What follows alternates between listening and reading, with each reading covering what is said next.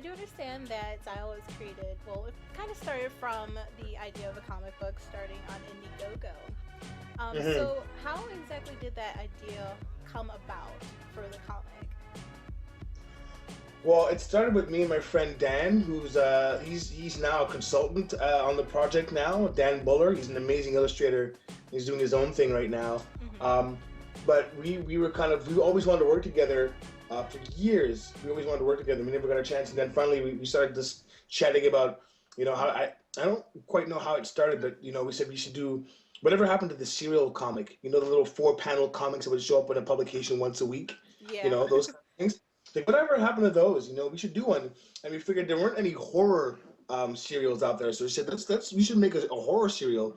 And we were digging zombies at the time, so we said let's do our own take on it. We were really digging Walking Dead, and Mm-hmm. we really liked where they were going with that. And we said let's do something that's more let's do something different in terms of like basically every I shouldn't say every, but most zombie stories are at the core of the story. People are wanting to try to find the safe haven, the place where they're safe from zombies. So we figured, what's the ultimate place to be safe from a zombie? And we figured, okay, a deserted island. So I said, okay, cool. Let's set our story there. We're like, this group of people crashed, landed on an island. At first, it was gonna be a plane. Then we decided it's a boat, and we said, okay, let's have it like a bunch of kids, like these kind of like a day camp, and they all get stranded on this island. And then like the first encounter for zombies, like they find a shark that's on the beach, and it's kind of like all horrible and dead, and it realizes a zombie inside. It had eaten a zombie and died. And then eventually zombies start showing up by walking across the ocean floor. Whoa. And so I thought that'd be really cool. And so I started writing up ideas, and we started doing some sketches. And then my friend's like, "Have you seen Lost?" And I'm like, "No." He said, "You should really watch Lost." So that kind of took the wind out of my sails. And then, so it kind of stopped. I put it on the back burner for a bit, and then I brought it up to my girlfriend, and I said, "Hey, I had this idea for a zombie story, and it was on a deserted island." And she said, "Well, Montreal is an island." I was like, "Holy shit, cool!" So we decided to like set the story in Montreal, and that gave rise to new, um, a whole new selection of different things we can do, like playing with the history of the city and the architecture and the culture here. So it grew from there, and the bike weapons ideas actually started off on the island because the idea was that they were like, it was kind of like a summer camp kind of thing, and they crashed onto their boat, and they had a bunch of bikes on the boat because they were planning on like going to an island and do some biking and stuff. Mm-hmm. So the weapons they had there were bikes, but it worked extremely well for Montreal because we set our story 7 years after a zombie apocalypse. Okay. And Montreal isn't a gun culture city. They don't have a lot of guns, but there's a lot of bikes here. So we figured, hey, all the weapons are made out of bikes. So that was something that works, that followed through. And then the idea to get people as characters came from, we started a Facebook page, and I would ask people to comment as if on, like, I put a post up, like a graffiti on the wall talking about one of our biggest bridges, saying, the traffic is blocked for hours, and the fight started breaking out on the walkways. And then I asked people to make comments as if you're a character from the world, and you just had a flood of all these amazing comments and like anecdotes. I was like, these are really great. I would never think of these ideas, and like, let's bring that into the world of Zal. Let's bring people's ideas and stories and character into the concept. So when we did the Indiegogo campaign, we figured, hey, let's offer people the opportunity to be characters in the world based, not just their face, but let's bring in like who they are. Like, give us a backstory. Tell us what weapon you're using. What are your strengths and weaknesses? And depending on how well they were written, also contrasting with how much people were contributed, we tried to find a balance between integrating their character and their backstory within the overarching story that we're building. So that really created a really unique and fun way to do the story. And then and then we started doing that. Put up the first comic, put up the second comic. We're working on the third one now. And then we applied for funding for the video game by the Canada Media Fund, which supports a lot of interactive projects, video games, TV, film. And since we've been doing the comic for about 2 years now, well, it's more like a year, but in terms of like being around, like being in the public eye 2 years, Mm-hmm. we gained a bit of traction, and what we presented as a project seemed pretty good to them. So now we're developing it, and we're in a 6 month development phase right now. Wow, that's great. And as for the video game, um, do you want to do something that kind of diverts from the comic in the video game world, or is it going to be kind of more of the same? Well, the style of the, I mean, I think you saw the early, this is a pre-alpha that you saw at PAX. We're in development for 6 months now. We're planning to apply for funding to go into production, so we can deliver the game for spring of 2016. And it's drawn in the same style as the comic. And in the game, you create your own character. You don't play the characters in the comic. They actually might show up. Some of the main characters will show up throughout the game. Mm-hmm. But the concept is that the game actually takes place a few years before the comic itself. Okay. And in the game, you are creating the world that is in the comic. So you're building the boroughs that we see. So it's very closely related. And it's really cool because they really inform each other. Like working on the game has given rise to different ways of approaching the story and artwork in the comic, and also maintaining the lore that's in the comic has really informed the game in the sense of like, okay, well, these specific things are standard.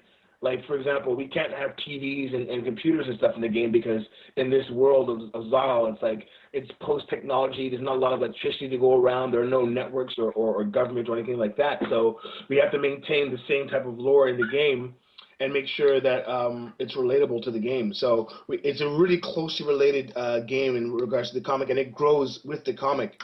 We plan on, you start the game, for example, you will have a squad, and your goal is to create your own community. You do that by reclaiming old buildings, repurposing them as like, you know, different facilities such as like an armor smith or a green room to grow food, and Oh. you trade with other communities, and you also battle feeders.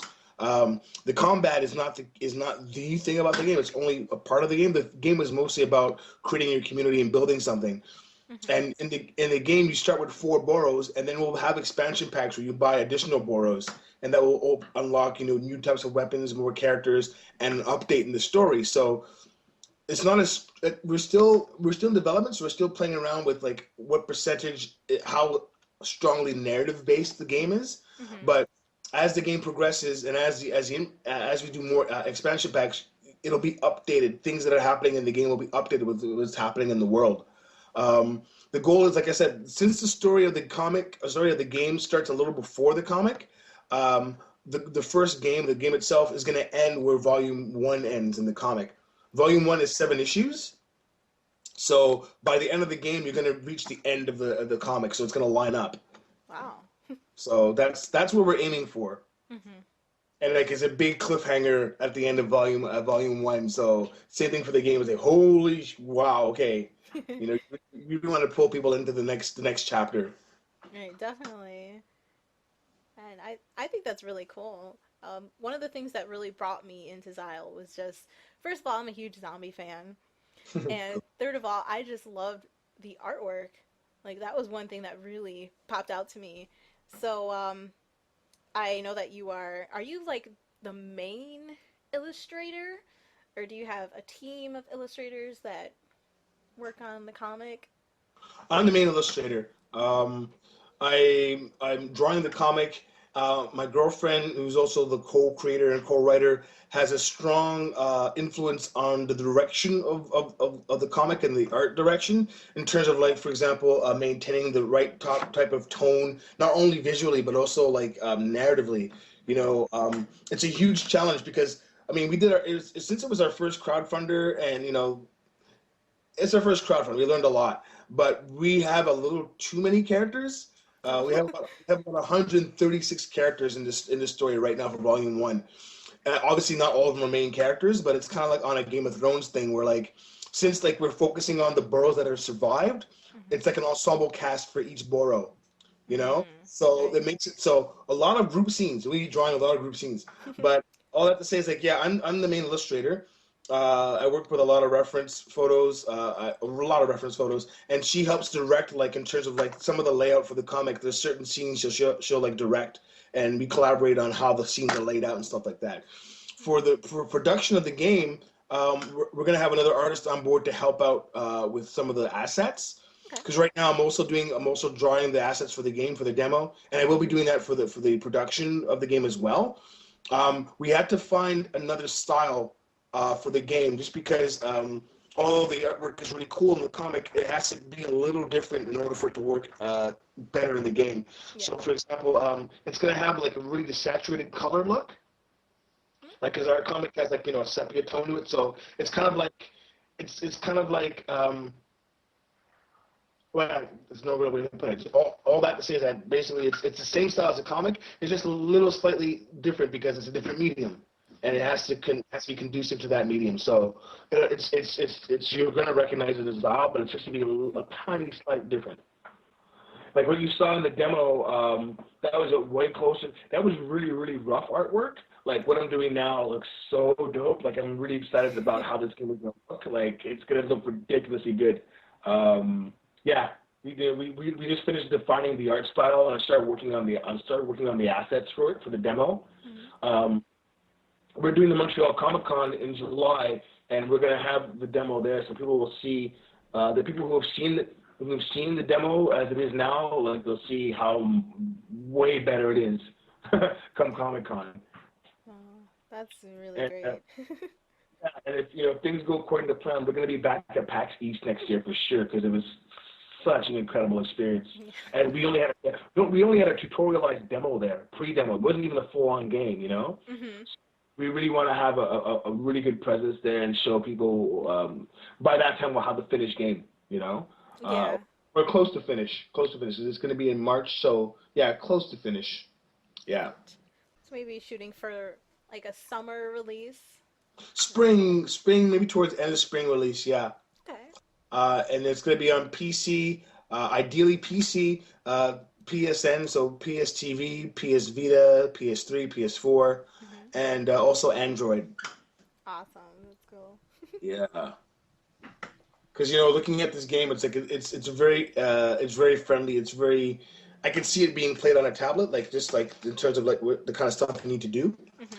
But also we also want to make sure it's a fun and challenging game to play with a controller as well. Yes.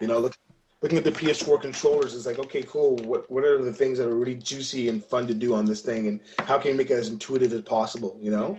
We really want to make sure that the experience is really fun on each platform, and each platform has something a little special to it, compared to the others.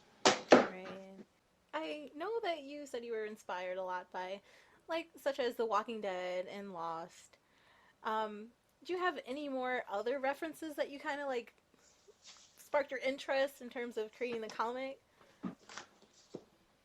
Zombie. I have that book. Yeah, Mhm.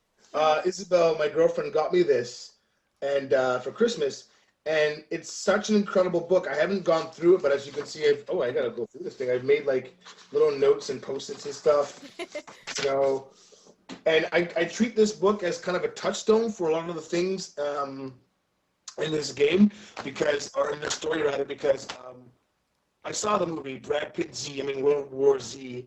Oh. Um, Brad Pitt bought the rights to it, and it's a fun popcorn movie, but it has nothing to do. I don't know if you read the book, World War Z. I haven't read the book, but I listened to the audiobook, and I highly recommend the audiobook. It's incredible. Oh. It doesn't do the entire book. It's kind of like a best of from the book. Okay. Maybe one day I'll hunker down and read the book, but Max Brooks' book it's a work of genius because it focuses on. You saw Brad Pitt Z, right? Yeah. Yeah. So, like I said, it's a fun movie, and I like the fact that they made the zombies this kind of really fast locust type thing. Oh. Really cool take on it. But the whole point of the story in the book, the whole thing, the reason why we survived the whole war is because the zombies are slow.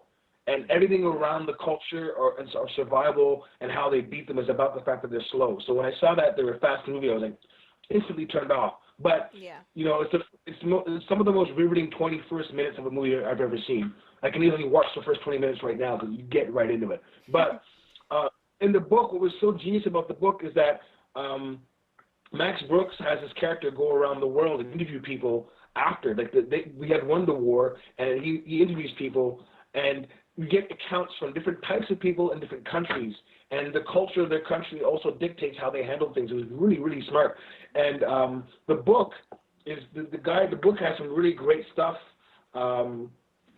just about practical things you can do. You're like, okay, if you find a house, destroy the stairs and live on the second floor, stuff like that, and find, and just really practical stuff. That's why this book was like a bestseller. It's a New York Times bestseller, 1 million in prints, because it really made it as realistic and as sensible as possible.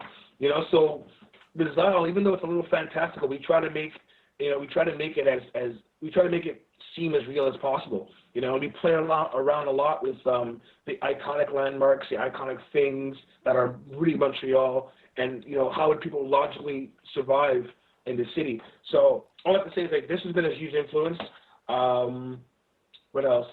Of course, George Romero's movies obviously have been a huge influence. I gave him a copy. We used that Comic-Con last year. I gave him a copy. That was really sweet. Oh, cool. A lot of, we watched a lot of film and TV to help inform Xyle. Like we watched The Purge Anarchy. If you haven't seen them, I highly recommend it. Sorry? Those are so good. Yeah, I find the second one's way better. The first one was good. It kind of introduced you to the world, but the second one was great because you're out in the streets and it's like chaos. Yeah. So, stuff like The Purge, The Road. Oh my God, The Road. Woo. Oh yeah, I watched that. That was so sad. That was heavy, Yeah. So, watching other post-apocalyptic or stories like that kind of like, really help give you like a sense of like, okay, how do others approach the themes and how do we approach it, And, looking at different costume design, like The Last of Us is a brilliant game. Like, ooh, yes.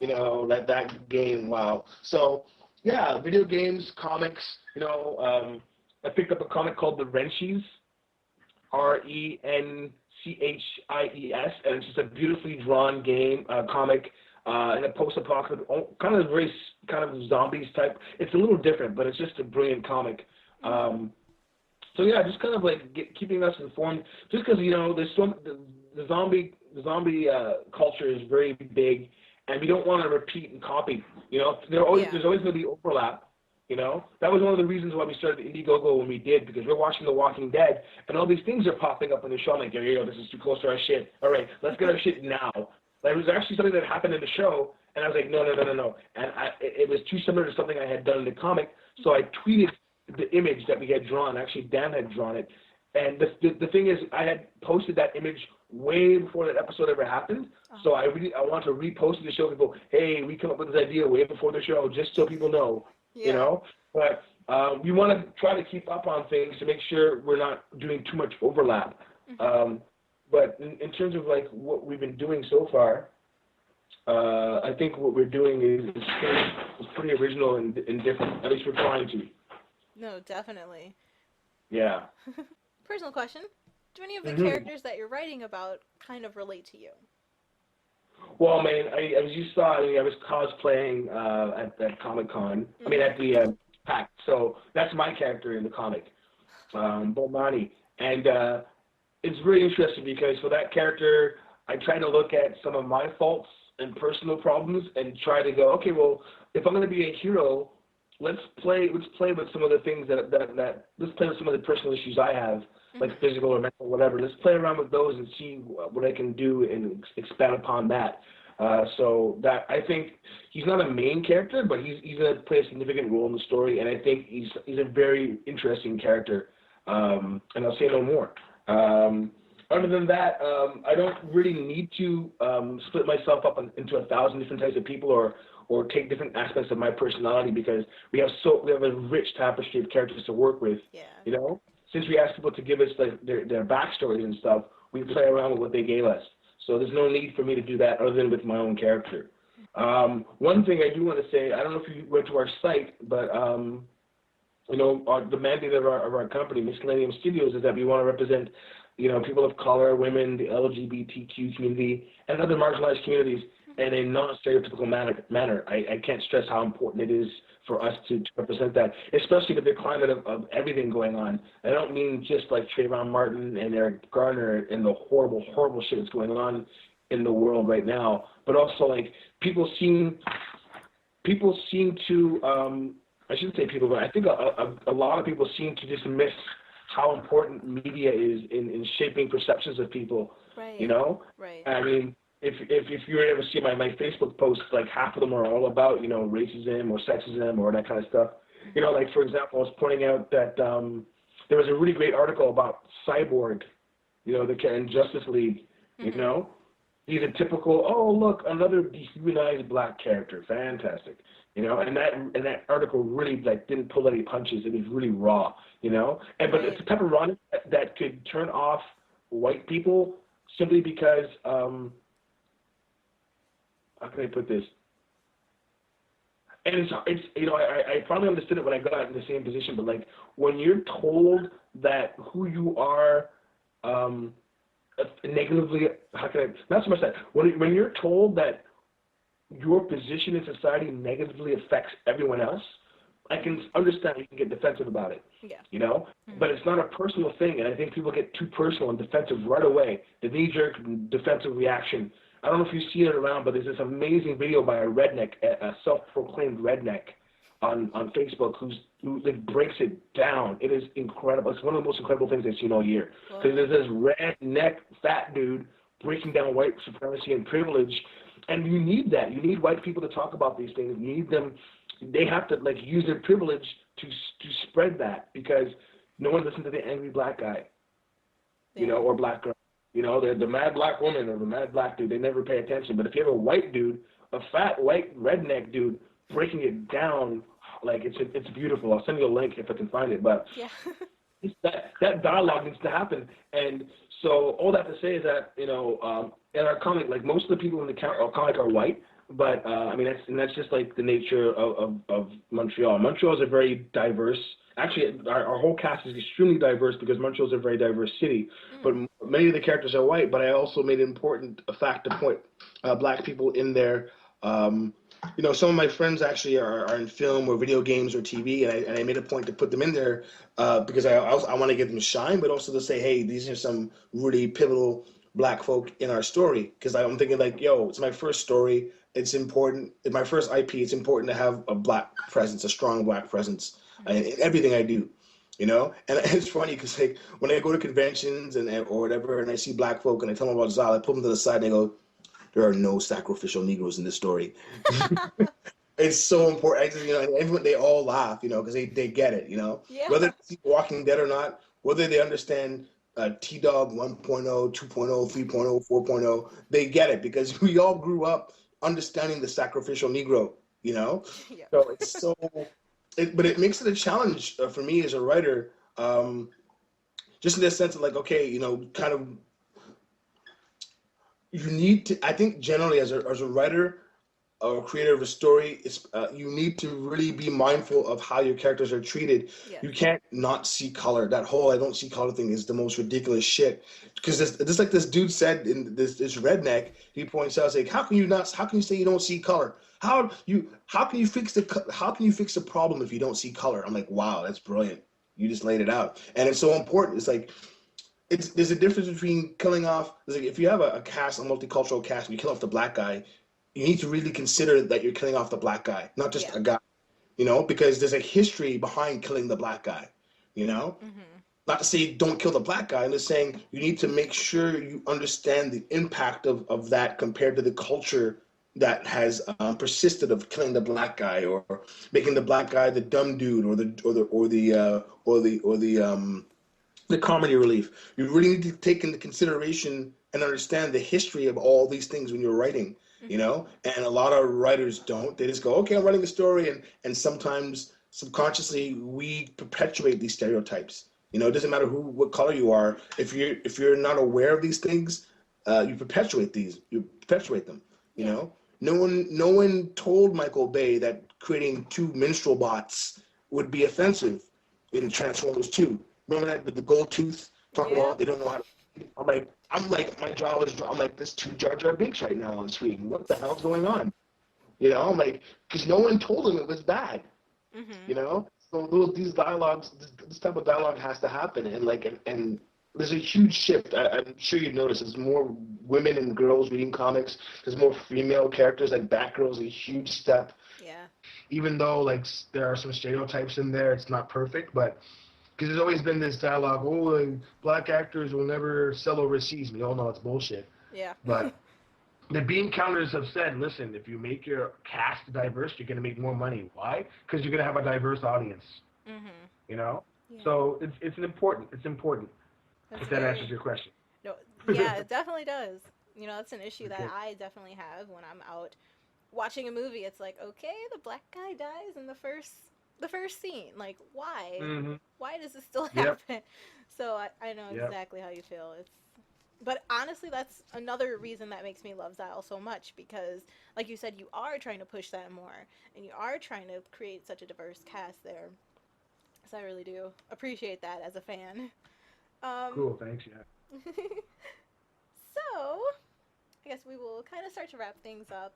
I did want to know if you were put in this world, how exactly would you handle everything, or does your character mostly do what you would do?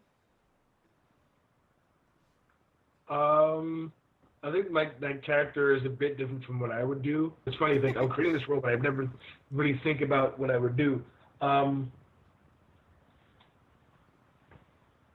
can you be a little more specific, like if you mean a situation, like you talking about the beginning, or like living in it, or Uh, just living in it, like the day to day.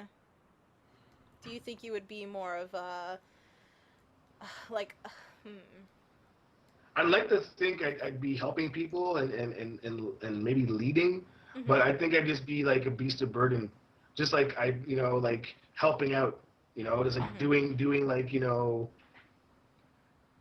working with groups, working in groups, maybe doing certain types of missions or things, using my physical strength a lot, but also like just like working with people, yeah, because at the end of the day, it's all about people. So just trying to like work with people and try to keep things going, working in teams, mm-hmm, trying to be as helpful as possible in the sense of keeping things in the positive and work and keeping that team spirit going. oh, Trying to lead by example. mm-hmm, At least trying. I mean, that's it's funny because the thing is like you can ask someone what they would do, and people can say all these things, but you never really know. You never really know until you're actually in that situation. right, You know, mm-hmm, it's like, yeah, I'll do this, I'll do that, and the other, and then like you right, get there and you're totally frozen, and like you become a different person. They say like like hardships and tribulations will show who you truly are. And that makes for a really interesting um, subject matter to play with. mm-hmm, So oh. that's what I'd like to say. I think I would do, but I just don't think I'm going to find out. Yes. All right, and one final question for all the SheAttack fans out there and everyone else out. Where can we find Zyle on the web? Okay, you can find it on Comixology, Okay. so you can get a digital downloads there. You can go to our site and zal.com. You can find more info there. But basically, because we're gonna be throwing up web comics once in a while on the site. We did one for the holidays. We had a holiday web comic, and that was really cool. People like seem to dig that. So Mm-hmm. we'll be doing from time to time. We'll be doing web comics, but we're working on because right now we're only selling the physical copies in Montreal. Okay. Of course, if people write us personally, we can definitely send them out to them. That's not a problem. But we're working on doing the international distribution. Hopefully by the end of summer, we really want to have stores be able to order it. Comic stores order it. That's really great. I was actually telling a few people about the comic so far. Let them borrow the first one. They're like, this is really dope. Like, we need to read Okay. this." Cool. um, Yeah. mhm. Where are you based? I am in Wisconsin. Okay. Mm-hmm.